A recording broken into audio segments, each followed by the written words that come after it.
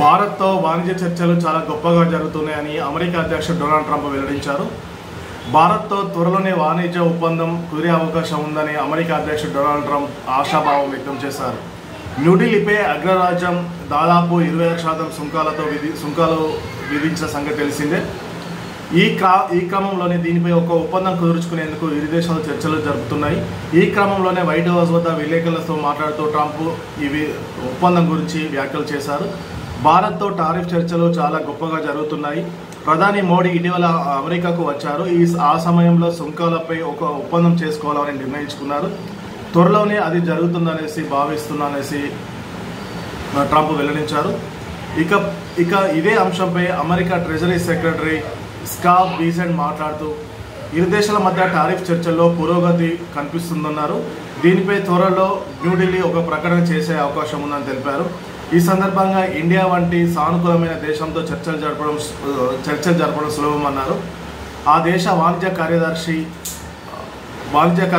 Howard Lutnick ఓ వార్తా సంస్థతో మాట్లాడుతూ కీలక వ్యాఖ్యలు చేశారు. తమ వద్ద ఒక వాణిజ్య ఒప్పందం ఉందని, కానీ దానికి ఆ దేశ ప్రధాని పార్లమెంటు ఆమోదం తెలపాలన్నారు.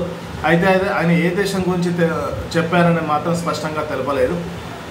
అయితే ట్రంప్ రెండోసారి అమెరికా అధ్యక్షుడిగా పదవీ బాధ్యత చేపట్టిన తర్వాత దుందుడు చర్యగా అవలంబిస్తున్నారు. దాదాపు అన్ని దేశాలపైన సుంకాల మోత మోగిస్తున్నారు. అదేవిధంగా భారత్ పైన కూడా 26% సుంకాల మోత మోగించారు. ఆ సుంకాలు ఈ నెలలోనే ప్రారంభమైన నేపథ్యంలో పలు దేశాలపై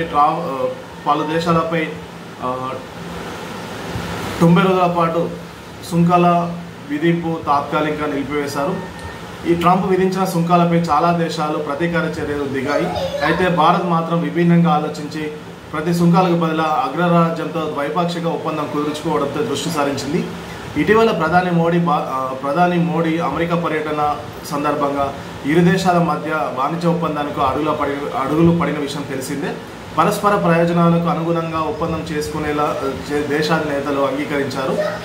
ఈ నేపథ్యంలో చర్చలు ఫలప్రదం దిశగా సాగుతున్నాయనేసి అమెరికా అధ్యక్షుడు డొనాల్డ్ ట్రంప్ వెల్లడించారు.